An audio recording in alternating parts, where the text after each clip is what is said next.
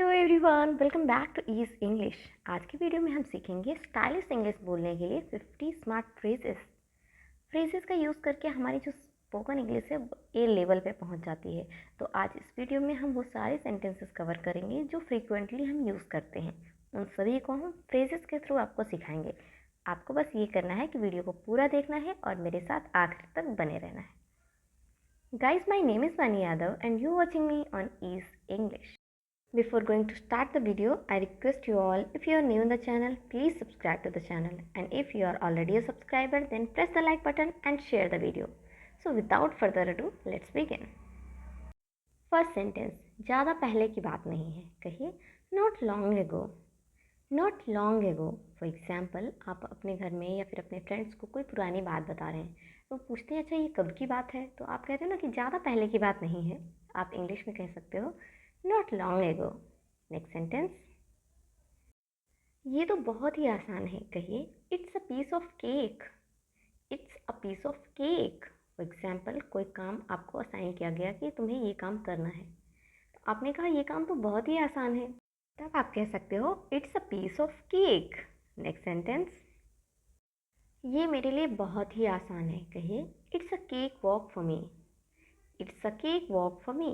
For example, आपके सभी friends मिलकर कोई प्रॉब्लम मैथ्स की सॉल्व कर रहे हैं, उनसे नहीं हो रही है, आपने जब देखा तो आपने कहा ये मेरे लिए बहुत ही आसान है, मुझे ये आता है। आप कहिए it's a cake walk for me.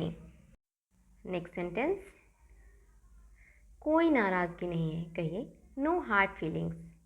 No hard feelings. For example, आप में और आपके फ्रेंड में बहस हुई और आपने उसे कोई ऐसा वर्ड कह दिया जो उसे बुरा लग गया। बाद में आपका जब पैचअप हो जाता है तब आप उससे पूछते हो यार कोई नाराज़गी तो नहीं है, मैंने कह दिया था उसके लिए सॉरी। इस बात पे जब वो कहता है कि नहीं कोई नाराज़गी नहीं है तो उसे कहना चाहिए no hard feelings. Next sentence, इससे तुम्हारा कोई लेना देना नहीं है, कह सकते हो आप it's none of your business. It's none of your business. For example, और आपका फ्रेंड किसी बात को लेकर थोड़ा बहस कर रहे थे, सडनली क्लास का तीसरा बच्चा आता है और आप दोनों के बीच में इंटरफेयर करने लगता है। अब आप उससे कहते हैं ना कि इससे तुम्हारा कोई लेना देना नहीं है, तो आप उसे कह सकते हो it's none of your business, stay away from us. Next sentence, बिल्कुल नहीं, कहिए no ways. No ways. For example, आपने अपने फ्रेंड के लिए सीट खाली रखी है और दूसरा बच्चा आता है और आपसे पूछता है कि क्या मैं यहाँ बैठ जाऊँ, तो आप कहते हो ना बिल्कुल नहीं, आप कहिए नो वेज। नेक्स्ट सेंटेंस, ये काम नहीं कर रहा है, कहिए it's out of order. It's out of order. For example, आपके घर का कोई गैजेट है, इलेक्ट्रॉनिक गैजेट, वो काम नहीं कर रहा, तो आप पापा से बताते हो कि पापा ये काम नहीं कर रहा है, आप कह सकते हो पापा it's out of order. Next sentence, हो ही नहीं सकता, कहिए not a chance. Not a chance. For example, आपने पापा से कहा पापा इट्स आउट ऑफ ऑर्डर, पापा ने कहा हो ही नहीं सकता, बिल्कुल नया मैं लाया था, तो उन्हें कहना चाहिए not a chance, it's brand new. Next sentence, अभी नहीं तो कभी नहीं, आप कह सकते हो it's now or never. It's now or never. Next sentence, comfortable हो जाओ, कहिए put yourself at ease. Put yourself at ease. For example, आपके घर कोई गेस्ट आया, आप उससे कहते हो ना कि हाथ पैर धो लो, बिल्कुल आराम से कंफर्टेबल हो जाओ, आप उनसे कहिए put yourself at ease. Next sentence, हम संपर्क में नहीं हैं, कहिए we are out of touch. We are out of touch. For example, आपका कोई पुराना फ्रेंड आपको मिला और उसने आपसे कहा यार तेरी सुधा से बात होती है, कोई क्लासमेट रही होगी आपकी सुधा, तो उसने पूछा कि तेरी सुधा से बात होती है, तो आपने कहा हम संपर्क में नहीं हैं, आप कहिए we are out of touch. We are out of touch मतलब हम कांटेक्ट में अब नहीं हैं। नेक्स्ट सेंटेंस, तो क्या, कहिए so what. So what. For example आपके फ्रेंड ने कहा यार देख सुधा आज कितनी अच्छी हेयर स्टाइल बना के आई है, आपने देखा उसी बात का, तो क्या हुआ, आप इंग्लिश में कह सकते हो सो वॉट। नेक्स्ट सेंटेंस, बस, कहिए that's all. That's all.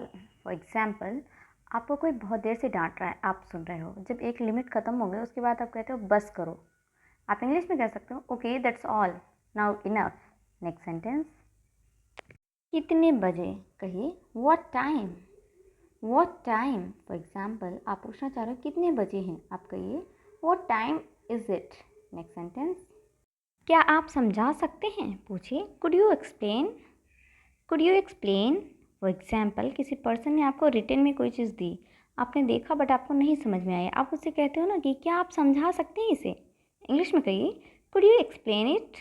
Next sentence, क्या आप समझ गए, पूछिए is it clear. Is it clear, जब आपने कहा कुड यू एक्सप्लेन इट तो उस इंसान ने आपको समझाया। जब वो समझा देता है उसके बाद पूछता है ना आपसे कि क्या आप समझ गए, उसे इंग्लिश में पूछना चाहिए is it clear. Next sentence, आपको क्या लगता है, पूछिए what do you think. What do you think, for example आपने फ्यूचर प्लानिंग का कोई आइडिया बनाया और आप मम्मी पापा को अपने बता रहे हो और आप उनसे कहना चाह रहे हो कि आपको ये कैसा लगा या फिर आपको इस बारे में क्या लगता है। आप इंग्लिश में उनसे पूछिए what do you think about it. Next sentence, क्या हो रहा है, इंग्लिश में पूछिए व्हाट्सअप। व्हाट्सअप, फॉर एग्जाम्पल आपने अपने किसी फ्रेंड को कॉल किया और पूछना चाह रहे हो आप उससे कि क्या हो रहा है आजकल, आप उसे पूछिए what's up nowadays. Next sentence, वही जो हमेशा होता है, कहिए same as always. Same as always, for example किसी पर्सन ने आपसे पूछ लिया व्हाट्सअप, तो आप कहते हो ना कि वही जो हमेशा होता है, आप उसे इंग्लिश में कह सकते हो same as always. Next sentence, मुसीबत मत खड़ी करो, कहिए don't cause trouble. Don't cause trouble, for example आप किसी बात को लेकर परेशान हो और एक इंसान आया वो आपके लिए और काम बिगाड़ने लगा, तो आप कहते हो ना यार प्लीज़ मुसीबत मत खड़ी करो, आप उसे इंग्लिश में कह सकते हो please don't cause trouble. Next sentence, इतने उदास क्यों हो, पूछिए why the long face. Why the long face, for example आप अपने फ्रेंड से मिलने गए और देखा वो बहुत उदास सा बैठा है, तब आप उससे रीज़न पूछते हो ना कि इतने उदास क्यों हो, इंग्लिश में पूछिए why the long face. Next sentence, payment मैं करूँगा, कहिए it's on me. It's on me, for example आप अपने फ्रेंड्स के साथ गए पार्टी करने और वहाँ पे सबने कुछ खाया पिया, जब पेमेंट करने का टाइम होता है तो आपके फ्रेंड्स अगर पैसे देने लगते हैं तब आप बोलते हो ना कि मैं करूँगा पेमेंट, इंग्लिश में कह सकते हो I will do the payment और you can say it's on me. वह पैसे बचा बचा कर खर्च कर रहा है, कहिए he is pinching pennies. He is pinching pennies, for example आपका कोई फ्रेंड है जो थोड़ा कम पैसे खर्च करता है, तो आप उसे बोलते हो कि वो कंजूस है या फिर कहते हो कि वो पैसे बचा बचा कर खर्च कर रहा है, आप इंग्लिश में उसे कह सकते हो he is pinching pennies. Next sentence, क्या बात है, कहिए what's the matter. What's the matter, for example आप अपने फ्रेंड से मिले और वो किसी बात को लेके परेशान है, आप उसे पूछते हो ना कि क्या बात है, इंग्लिश में आप पूछ सकते हो what's the matter. Next sentence, धैर्य बनाए रखें, कहिए bear with me. Bear with me, for example पे कोई प्रोग्राम आने वाला है, उसका टाइम 9 o'clock पे था बट वो आ नहीं रहा है, आप काफ़ी देर वेट कर रहे हो, फिर जो साथ में बैठा होता है वो कहता है ना कि धैर्य बनाए रखें आ जाएगा, उन्हें कहना चाहिए bear with me. Next sentence, धैर्यवान बनो, कहिए be patient. Be patient, for example हम अक्सर अपने छोटे भाई बहन अपने स्कूल में छोटे बच्चों को सबको सिखाते हैं कि हमें धैर्यवान बनना चाहिए, किसी भी काम को बहुत जल्दबाजी से नहीं करना चाहिए, तो इंग्लिश में आप उसे कह सकते हो बी पेशेंट। नेक्स्ट सेंटेंस, अगली बार बेहतर होगा, कहिए better luck next time. Better luck next time, for example आपने किसी गेम में पार्टिसिपेट किया बट अनफॉर्चुनेटली आप नहीं जीत पाए, कोई दूसरा इंसान जीत गया, तब जो ऑर्गेनाइज़र होता है वो कहता है ना कि अगली बार आप बेहतर करिएगा या फिर अगली बार बेहतर होगा, उसे इंग्लिश में क्या कहना चाहिए better luck next time. Alright guys, that's all for today. I hope आपने वीडियो को पूरा देखा होगा, वीडियो आपको बहुत अच्छा लगा होगा और काफ़ी नए नए सेंटेंसेस आपने सीखे भी होंगे। अगर आपको वीडियो अच्छा लगा है तो प्लीज़ वीडियो को लाइक करें, ज़्यादा से ज़्यादा शेयर करें अपने फ्रेंड्स और फैमिली के साथ, और हाँ, चैनल को सब्सक्राइब करना बिल्कुल भी ना भूलें।